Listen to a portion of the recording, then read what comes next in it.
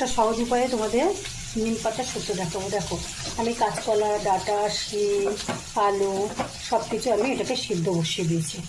দেখো, একটুখানি হলুদ দিয়ে একটুখানি লবণ দিয়ে সিদ্ধ বসিয়ে দিয়েছি। সিদ্ধটা হোক, তারপরে কী একদম খুব তাড়াতাড়ি হয়ে যাবে। পেঁপেও দিয়ে দিয়েছি। যে নোংরাটা বেরিয়েছিল সেটাকে আমি চুবিতে ঢেলে একদম ধুয়ে পরিষ্কার করে নিয়ে এলাম। দেখো, খুব তাড়াতাড়ি হয়ে যাবে আর খেতেও ভালো লাগবে। এখনকার দিনে তিতোটা খাওয়া খুবই দরকার, বিশেষ করে নিম পাতা। হ্যাঁ, পরিষ্কার করে নিলাম। বিশেষ লঙ্কা দিয়ে দিয়েছি, নিম পাতা দিয়ে দিলাম। কুচি নিম পাতা খেতেও খুব টেস্ট লাগে। এখন নিম পাতা একটু ভাজা ভাজা হোক। কোনো মশলা দেবো না, একদম কোনো মশলা না, শুধু একটু জিরে গুঁড়ো, একটু আদা, ব্যাস দিয়ে আমি করবো। দেখছিলাম সেটাকে দিয়ে দিলাম।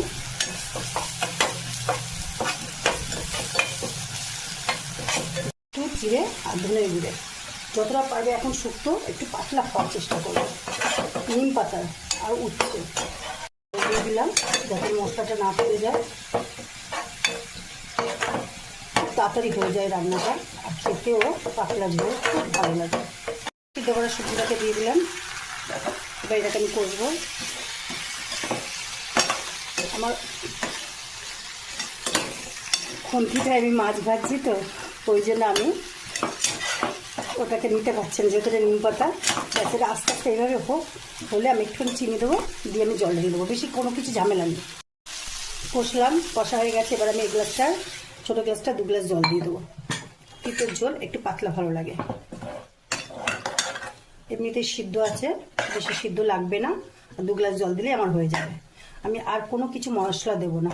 তোমরা রাঁধুনি ফোড়ন দিতে পারো, সর্ষে ফোড়ন দিতে পারো, কিন্তু আমি 5 ফোড়ন দিয়েছি। দেখো বন্ধুরা, আমার শুক্তোটা হয়ে গেছে।